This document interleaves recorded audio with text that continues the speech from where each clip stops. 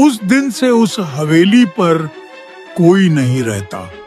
गांव की कुछ लोग कहते हैं कि रात में वहां किसी लड़की की अजीबो गरीब आवाज सुनाई देता है।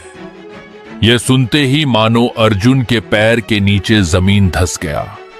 दादाजी, आखिर वो लड़की कौन थी? दादाजी बिना बोले कुछ देर तक चुप रहे। वह तो मुझे भी पता नहीं है बेटा, आखिर वो लड़की कौन थी? कहते हैं इस दुनिया में कुछ सवाल ऐसे होते हैं जिनका जवाब इंसानों के पास नहीं होता, लेकिन अगर कोई इंसान उन सवालों का जवाब ढूंढने निकल पड़े तो कई बार उसे जवाब नहीं बल्कि ऐसी सच्चाई मिलती है जो उसकी पूरी जिंदगी बदल देती है। और मुकेश ने भी उस रात अनजाने में एक ऐसा ही कदम उठा लिया था। रघुनाथ और उनकी पत्नी की मौत को लगभग 1 साल बीत चुका था। समय आगे बढ़ चुका था, लेकिन मुकेश की जिंदगी जैसे वहीं रुक गई थी।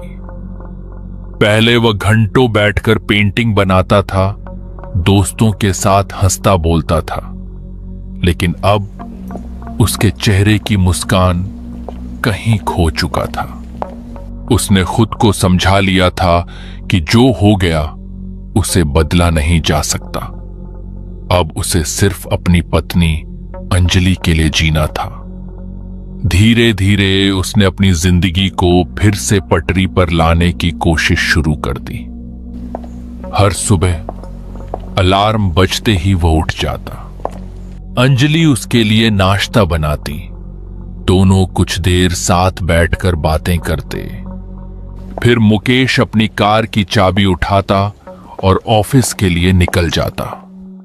उसका ऑफिस शहर में था और भानपुर गांव से शहर तक पहुंचने में लगभग 1.5 घंटा लगता था। बीच में एक लंबा सुनसान जंगल पड़ता था। दिन के समय वह रास्ता बिल्कुल सामान्य लगता। लोग आते जाते दिखाई देते, पक्षियों की आवाजें सुनाई देती, लेकिन जैसे जैसे शाम ढलती उसी रास्ते का रंग बदलने लगता। पेड़ों की परछाइयां सड़क पर फैल जाती, हवा कुछ ज्यादा ठंडी महसूस होती और जंगल का सन्नाटा दिल में अजीब सी बेचैनी भर देता। शुरू में मुकेश इस बात पर ध्यान नहीं देता था, लेकिन धीरे धीरे उसे एक अजीब बात महसूस होने लगी। जब भी वह रात को ऑफिस से लौटता, उसे ऐसा लगता जैसे कोई उसकी कार के पीछे पीछे चल रहा हो। वह तुरंत रियर व्यू मिरर में देखता, लेकिन पीछे सिर्फ अंधेरी सड़क दिखाई देती। कई बार उसे लगता शायद यह सब उसके मन का वहम है। आखिर पिछले कुछ महीनों में उसने इतना कुछ खोया था कि डर अब उसके दिमाग का हिस्सा बन चुका था। वह खुद को समझाता, मुकेश, बेकार की बातें मत सोच, और कार चलाता रहता। दिन बीतते गए। हर दिन वही दिनचर्या, सुबह घर से ऑफिस, शाम ऑफिस से घर। सब कुछ सामान्य लग रहा था, लेकिन कहते हैं ना, बुरे समय के आने से पहले जिंदगी कुछ दिनों के लिए बिल्कुल शांत हो जाती है। और ठीक वही मुकेश के साथ भी होने वाला था।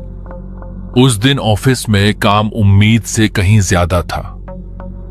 एक फाइल खत्म होती तो दूसरी मेज पर आ जाती। जब तक वह अपना काम पूरा करके बाहर निकला, तब तक रात के लगभग 11 बज चुके थे। उसका ऑफिस की ड्यूटी के टाइम लगभग 6 बजे खत्म हो जाता था। ऑफिस की पार्किंग लगभग खाली हो चुकी थी। गार्ड भी ऊँघने लगा था। मुकेश ने अपनी घड़ी देखी। आज तो बहुत देर हो गई, अंजलि भी इंतजार कर रही होगी। अरे बेटा मुकेश, आज तो बहुत देर कर दी। मैं तो सोच रहा था कि शायद तुम आज ऑफिस में ही रुक जाओगे। रोज तो तुम 6 बजे तक निकल जाते हो, लेकिन आज घड़ी देखो, 11 बजने वाले हैं। मुकेश हल्का सा मुस्कुराया। क्या करूं काका, आज काम ही इतना ज्यादा था कि पता ही नहीं चला समय कब निकल गया। एक फाइल खत्म करता तो दूसरी सामने आ जाती। काम तो चलता रहेगा बेटा, लेकिन इतनी रात को उस जंगल वाले रास्ते से अकेले मत जाया करो। पता नहीं क्यों आज का मौसम भी कुछ ठीक नहीं लग रहा। अरे काका, आप भी ना, मैं रोज उसी रास्ते से आता जाता हूं। अब तो उस रास्ते की हर मोड़ मुझे याद हो गई है। चिंता मत कीजिए, मैं आराम से घर पहुंच जाऊंगा। गार्ड कुछ पल तक उसे देखता रहा। बेटा, रास्ता कितना भी जाना पहचाना क्यों ना हो, रात का अंधेरा हर रास्ते को बदल देता है, इसलिए संभल कर जाना। मुकेश ने हल्की मुस्कान के साथ सिर हिलाया। जी काका। इतना कहकर वो अपनी कार के पास चला गया। इंजन स्टार्ट हुआ और धीरे धीरे उसकी कार ऑफिस की पार्किंग से बाहर निकलकर उस सुनसान सड़क की तरफ बढ़ गई। कुछ ही मिनटों में शहर की रोशनी पीछे छूट गई। सामने अब सिर्फ लंबी सुनसान सड़क थी। कार की हेडलाइट्स अंधेरे को चीरती हुई आगे बढ़ रही थी। दोनों तरफ घना जंगल था, इतना घना कि हेडलाइट की रोशनी भी कुछ फीट से ज्यादा अंदर नहीं जा पा रही थी। मुकेश ने रेडियो चलाने की कोशिश की, लेकिन हर चैनल पर सिर्फ खरखराहट सुनाई दे रही थी। उसने रेडियो बंद कर दिया। अब कार के अंदर सिर्फ इंजन की आवाज थी और बाहर डरावना सन्नाटा। न जाने क्यों आज उसका मन बार बार बेचैन हो रहा था। उसने एक बार फिर रियर व्यू मिरर में देखा। पीछे कोई नहीं था, फिर भी उसे महसूस हो रहा था जैसे कोई उसकी कार को लगातार देख रहा हो। उसने एक्सीलरेटर थोड़ा और दबा दिया। कार तेजी से आगे बढ़ने लगी। करीब 10 मिनट बाद अचानक उसकी नजर सड़क के किनारे पड़ी। हेडलाइट की रोशनी में कुछ दूर कोई खड़ा था। मुकेश ने पहले सोचा शायद कोई पेड़ होगा, लेकिन जैसे जैसे कार पास पहुंची उसे साफ दिखाई देने लगा। वह एक लड़की थी, लंबे खुले बाल और सिर हल्का सा झुका हुआ। वो बिल्कुल सड़क के किनारे खड़ी थी। मुकेश ने अचानक ब्रेक दबा दिया। कार उसके पास से कुछ ही दूरी पर रुक गई। मुकेश कुछ पल तक कार के अंदर बैठा उसे देखता रहा।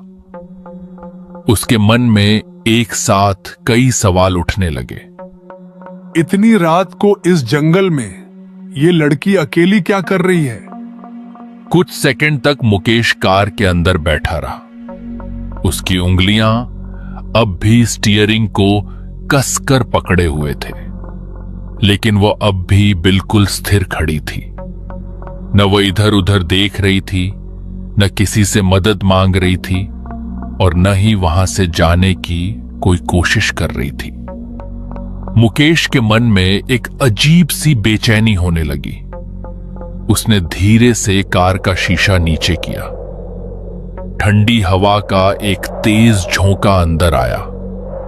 हवा इतनी तेज चल रही थी कि आसपास के पेड़ों की डालियां लगातार हिल रही थीं। अगर मैं इसे यहीं छोड़कर चला गया और इसके साथ कुछ गलत हो गया तो? एक पल के लिए उसके मन में यह भी आया कि बिना रुके आगे निकल जाए, लेकिन अगले ही पल उसने कार का दरवाजा खोला और धीरे धीरे नीचे उतर गया। ठंडी हवा अब पहले से भी ज्यादा तेज महसूस हो रही थी। कार की हेडलाइट्स के अलावा वहां कोई दूसरी रोशनी नहीं थी। मुकेश ने सावधानी से लड़की की तरफ कदम बढ़ाए। जैसे जैसे वो उसके करीब पहुंच रहा था, वैसे वैसे उसके दिल की धड़कन भी तेज होती जा रही थी। मुकेश उसके सामने जाकर कुछ पल के लिए रुक गया। उसे समझ नहीं आ रहा था कि बात कहां से शुरू करे। फिर उसने धीमी आवाज में कहा, सुनिए, क्या आप ठीक हैं? लड़की ने कोई जवाब नहीं दिया। कुछ सेकंड तक दोनों के बीच सिर्फ खामोशी रही। दूर कहीं उल्लू की आवाज सुनाई दी। देखिए, मैं आपको डराना नहीं चाहता, बस इतना पूछ रहा हूं कि इतनी रात को इस सुनसान जंगल में आप अकेली क्या कर रही हैं? अगर आपको कहीं जाना है या किसी मदद की जरूरत है तो शायद मैं आपकी मदद कर सकता हूं। इस बार लड़की ने बहुत धीरे धीरे अपना सिर उठाया। उसकी आंखें सीधे मुकेश की आंखों पर टिक गईं। कुछ पल तक वो बिना पलक झपकाए उसे देखती रही। उसके होठों पर एक हल्की सी मुस्कान आई, लेकिन वह मुस्कान सामान्य नहीं थी। उसमें न खुशी थी न अपनापन, बस एक अजीब सा रहस्य छिपा हुआ था। मुकेश एक पल के लिए असहज हो गया। घबराइए मत, मेरा नाम मुकेश है। मैं यहीं भानपुर गांव में रहता हूं। अगर आप रास्ता भटक गई हैं तो आराम से बताइए, मैं आपकी मदद करने की पूरी कोशिश करूंगा। लड़की कुछ देर तक उसे देखती रही। मैं काम की तलाश में निकली थी। किसी ने कहा था कि इस तरफ कहीं काम मिल सकता है, इसलिए मैं इसी रास्ते से चली आई। लेकिन आपने शायद रास्ता गलत चुन लिया है। शहर तो इस जंगल के दूसरी तरफ भी नहीं, बल्कि बिल्कुल उल्टी दिशा में है। अगर सच में काम की तलाश में निकली थी तो फिर आप इस सुनसान जंगल में कैसे पहुंच गई? यह सवाल सुनते ही लड़की कुछ पल तक बिल्कुल चुप रही। फिर उसने एक बार फिर मुकेश की तरफ देखा और उसके चेहरे पर धीरे धीरे वही रहस्यमयी मुस्कान लौट आई। लेकिन अगले ही पल लड़की ने अपनी नजरें नीचे कर लीं, जैसे उसने अपनी मुस्कान छिपाने की कोशिश की हो। मुकेश ने सोचा कि शायद वह किसी परेशानी में है, इसलिए उसने उससे और कोई सवाल नहीं किया। उसी समय आसमान में अचानक तेज गर्जन हुई। दोनों ने एक साथ ऊपर देखा। कुछ ही देर पहले तक जो आसमान बिल्कुल शांत था, अब वहां चारों तरफ काले बादल छा चुके थे। ठंडी हवा अचानक तेज हो गई। मुकेश ने चारों तरफ नजर दौड़ाई। दूर दूर तक कोई घर नहीं था और न ही किसी इंसान की आवाज। पूरा रास्ता सुनसान पड़ा था। अभी मौसम बिगड़ते जा रहा है, इसे यहां अकेला छोड़ना ठीक नहीं होगा। मुकेश कई बार सोच चुका था कि अगर घर में कोई मदद करने वाला मिल जाए तो अंजलि को भी थोड़ा आराम मिल जाएगा। उसने लड़की की तरफ देखा। देखिए, अगर आपको सच में काम की जरूरत है तो शायद मैं आपकी मदद कर सकता हूं। लड़की ने पहली बार हैरानी से उसकी तरफ देखा। मेरी पत्नी अंजलि दिन भर अकेले घर का सारा काम करती है। कई बार मैं भी सोचता हूं कि उसे किसी की मदद मिल जाए ताकि उसका बोझ थोड़ा कम हो सके। अगर आपको कोई आपत्ति न हो तो आप हमारे घर चल सकती हैं। लड़की कुछ देर तक चुप रही। उसकी आंखें बिना पलक झपकाए मुकेश को देख रही थीं। फिर एक बार फिर उसके होठों पर वही रहस्यमयी मुस्कान दिखाई दी। आइए, बारिश भी आने वाली है, यहां खड़े रहना ठीक नहीं है। अच्छा, मैं तो आपका नाम पूछना भूल गया। उसने जवाब नहीं दिया। कुछ देर तक वो चुप ही खड़ी रही। फिर उसने धीमी आवाज में कहा, अवंतिका। लड़की कार की तरफ बढ़ी, लेकिन बैठने से पहले वो एक पल के लिए जंगल की तरफ मुड़ी। उसने घने अंधेरे की ओर देखा और बहुत हल्के से मुस्कुराई। रात अब और भी गहरी हो चुकी थी। मुकेश ने एक गहरी सांस ली, कार स्टार्ट की और धीरे धीरे एक्सीलरेटर दबाया। हेडलाइट की रोशनी घने अंधेरे को चीरती हुई आगे बढ़ने लगी। मुकेश की कार सुनसान सड़क पर धीरे धीरे आगे बढ़ती चली गई। मुकेश की कार धीरे धीरे आकर उसके घर के सामने रुकी। इंजन बंद होते ही चारों तरफ फिर वही गहरा सन्नाटा छा गया। मुकेश कुछ पल तक स्टीयरिंग पर हाथ रखे बैठा रहा। फिर उसने एक गहरी सांस ली और कार का दरवाजा खोलकर बाहर उतर गया। अवंतिका बिना कुछ बोले कार से नीचे उतरी। उसने एक बार घर की तरफ देखा। कुछ सेकंड तक वो उसी घर को बिना पलक झपकाए देखती रही। फिर उसके होठों पर एक हल्की सी मुस्कान उभरी, इतनी हल्की कि अगर कोई ध्यान न दे तो शायद उसे दिखाई भी न दे। मुकेश ने इस बात पर ज्यादा ध्यान नहीं दिया। वो दरवाजे की तरफ बढ़ा और धीरे से आवाज लगाई। अंदर से जल्दी जल्दी कदमों की आवाज सुनाई दी। अगले ही पल दरवाजा खुला। दरवाजा खुलते ही अंजलि तेजी से बाहर आई। उसके चेहरे पर चिंता साफ दिखाई दे रही थी। जैसे ही उसकी नजर मुकेश पर पड़ी, उसने राहत की सांस ली।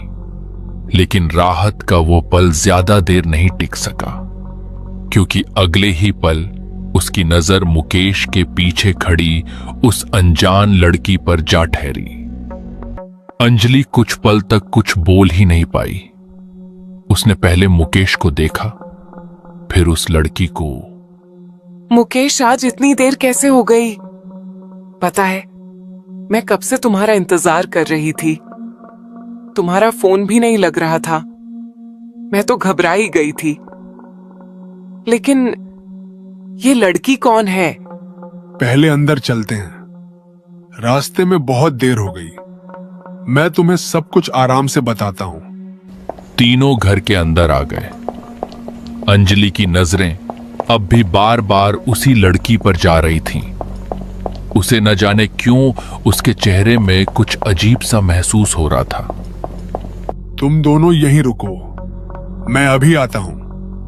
इतना कहकर वह अंदर वाले कमरे की तरफ गया। कुछ ही देर बाद वह वापस लौटा और अवंतिका की तरफ देखा। चलो, मैं तुम्हें तुम्हारा कमरा दिखा देता हूं। रास्ता लंबा था, तुम भी काफी थक गई होगी। पहले थोड़ा आराम कर लो, बाकी बातें सुबह आराम से कर लेंगे। अवंतिका ने बिना कुछ कहे धीरे से सिर हिला दिया। देखो, अभी के लिए तुम इसी कमरे में रह सकती हो। कोई परेशानी हो तो बेझिझक बता देना। हमारा कमरा यहीं सामने है। अभी तुम आराम कर लो, सुबह आराम से बातें भी हो जाएगी और घर के काम के बारे में भी समझा दूंगा। अवंतिका ने धीरे धीरे सिर उठाकर मुकेश की तरफ देखा। आपने मेरे लिए जो किया है उसके लिए धन्यवाद। मैं कोशिश करूंगी कि आपको कभी शिकायत का मौका न मिले। अच्छा, अब आराम करो, रात भी काफी हो चुकी है। ये कहकर मुकेश और अंजलि वहां से चले गए। पूरा बरामदा फिर से खामोश हो गया। दूर कहीं हवा की सरसराहट सुनाई दे रही थी। मुकेश कुछ पल वहीं खड़ा रहा, फिर अपने कमरे की तरफ बढ़ गया। जैसे ही वह कमरे के अंदर पहुंचा, उसने देखा अंजलि खिड़की के पास खड़ी बाहर अंधेरे की तरफ देख रही थी। उसके चेहरे पर चिंता साफ दिखाई दे रही थी। क्या हुआ? अभी तक सोई नहीं? अंजलि ने उसकी तरफ देखा, लेकिन उसके चेहरे पर मुस्कान नहीं थी। मुकेश, मैं तुम्हें शुरू से जानती हूं। तुम दिल के बहुत अच्छे इंसान हो। किसी की तकलीफ देखकर कभी मुंह नहीं मोड़ते। शायद यही वजह है कि मैंने कभी तुम्हारे किसी फैसले पर सवाल नहीं उठाया, लेकिन आज पता नहीं क्यों मेरा मन बार बार कह रहा है कि तुमने बहुत बड़ी गलती कर दी है। गलती? सिर्फ इसलिए कि मैं एक मुसीबत में फंसी लड़की की मदद करके उसे घर ले आया? बात सिर्फ इतनी नहीं है। मैं समझती हूँ कि तुमने इंसानियत के नाते उसकी मदद की। अगर उसकी जगह कोई और होता तब भी शायद तुम यही करते। लेकिन क्या तुम्हें उसकी एक भी बात अजीब नहीं लगी? कैसी बात? जब से वह इस घर में आई है, मैंने उसके चेहरे पर न डर देखा, न घबराहट, न थकान। सोचो जरा, एक लड़की आधी रात, सुनसान जंगल, अकेली, अगर सच में किसी मुसीबत में होती तो उसके चेहरे पर कुछ तो दिखाई देता, लेकिन उसके चेहरे पर तो जैसे कोई भाव ही नहीं था। और उसकी वह अजीब सी मुस्कान, पता नहीं क्यों मुझे बिल्कुल अच्छी नहीं लगी। कमरे में कुछ पल के लिए फिर सन्नाटा छा गया। मुकेश ने धीरे से मुस्कुराने की कोशिश की। अंजलि, हो सकता है तुम ज्यादा सोच रही हो। हर इंसान का स्वभाव अलग होता है। कोई अपने डर को जाहिर करता है तो कोई उसे अपने अंदर ही छिपा कर रखता है। सिर्फ किसी के चुप रहने से हम उसके बारे में गलत राय नहीं बना सकते। अंजलि ने कोई जवाब नहीं दिया। उसने बस धीरे से कमरे के बंद दरवाजे की तरफ देखा, जिसके ठीक सामने अवंतिका का कमरा था। न जाने क्यों उस रात अंजलि की आंखों में नींद तो थी, लेकिन उसके मन को जरा भी सुकून नहीं था। उस रात के बाद धीरे धीरे दिन बीतने लगे। शुरुआत के 1-2 दिन तक सब कुछ बिल्कुल सामान्य दिखाई दिया। मुकेश हर रोज की तरह सुबह ऑफिस चला जाता और शाम को वापस घर लौट आता। घर की जिम्मेदारियां पहले की तरह अंजलि संभालती थी। अब अवंतिका भी उसके साथ घर के कामों में हाथ बटाने लगी थी। लेकिन जितना समय बीत रहा था, उतना ही अंजलि के मन की बेचैनी बढ़ती जा रही थी। उसे समझ नहीं आ रहा था कि आखिर ऐसा क्यों हो रहा है।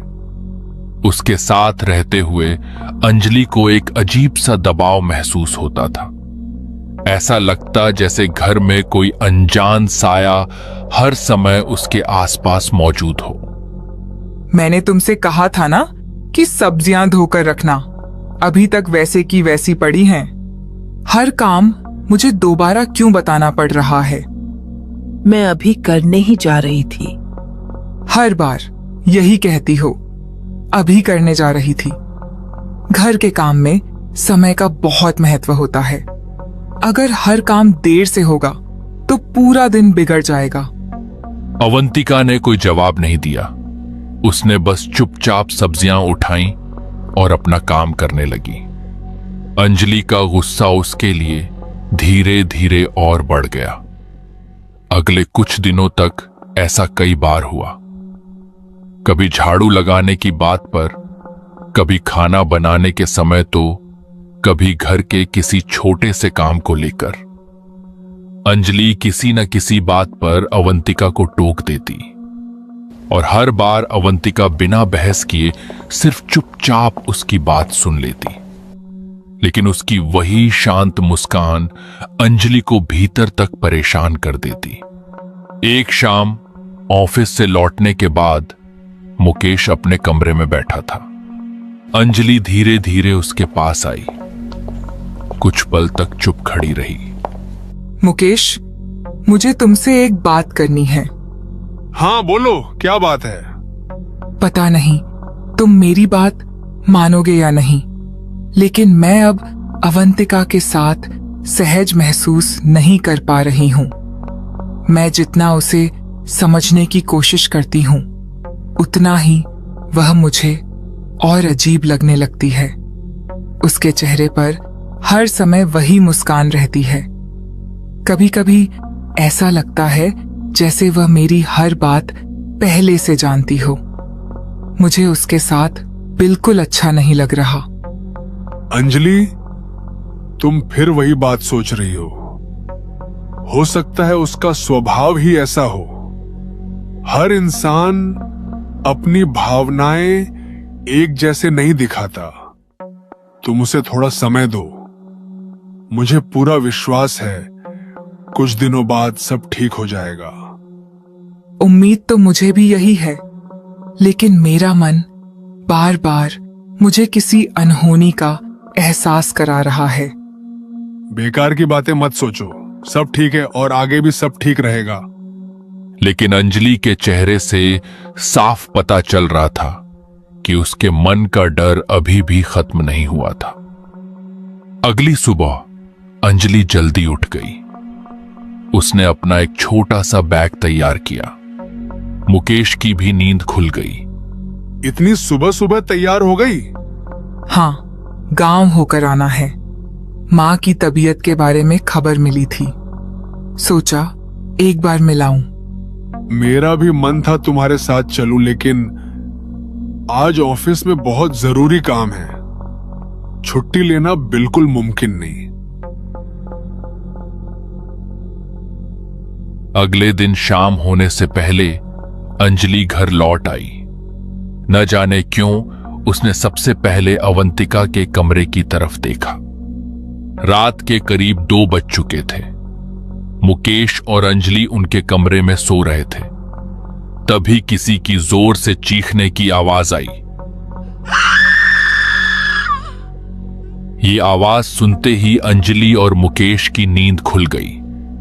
उन्होंने जाकर देखा तो वो आवाज अवंतिका की कमरे से आ रही थी। दरवाजा खोला था। दोनों अंदर गए। अंदर का नजारा देखकर उनके पैरों की तले जमीन धंस गई।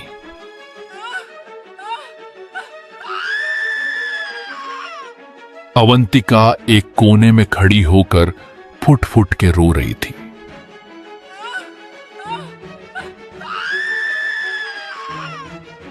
आंखों से लगातार आंसू बह रहे थे और वह दर्द से बार बार जोर जोर से चीख रही थी। अवंतिका, क्या हुआ तुम्हें? अभी कुछ देर पहले तो तुम बिल्कुल ठीक थी। अचानक ऐसा क्या हो गया? सांस लो, आराम से सांस लो। बताओ आखिर हुआ क्या है? मुझे कुछ समझ नहीं आ रहा। ऐसा लग रहा है जैसे कोई मेरे पूरे शरीर में एक एक करके नुकीली सुइयां चुभो रहा हो। मैं ये दर्द सह नहीं पा रही। इतना कहते ही उसने अपने दोनों हाथों से सिर पकड़ लिया। घबराओ मत, शायद अचानक तबीयत खराब हो गई है। ऐसा कभी कभी हो जाता है। तुम अभी ज्यादा मत सोचो, पहले थोड़ा आराम करो। मैं अलमारी में दवाइयां रखता हूं, उनमें से दर्द की एक दवा खा लेना। उम्मीद है थोड़ी देर में तुम्हें आराम मिल जाएगा। अगर सुबह तक भी दर्द ठीक नहीं हुआ तो हम बिना देर किए तुम्हें डॉक्टर के पास ले चलेंगे। अवंतिका ने बिना कुछ कहे बस हल्के से सिर हिला दिया। उसकी सांसें अब भी तेज चल रही थीं, लेकिन चीखें धीरे धीरे कम होने लगी थीं। मुकेश और अंजलि दोनों अवंतिका की रूम से बाहर आए। देखते देखते कुछ घंटे में सब शांत हो गया।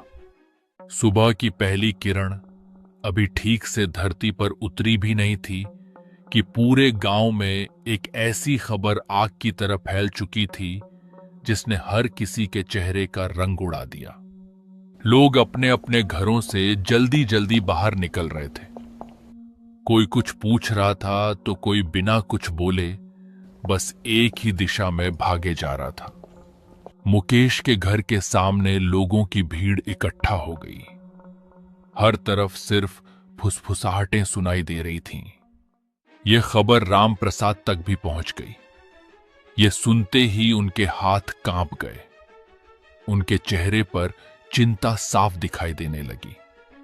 कुछ पल के लिए उन्हें ऐसा लगा जैसे उनके कानों ने जो सुना वह सच ही नहीं हो सकता।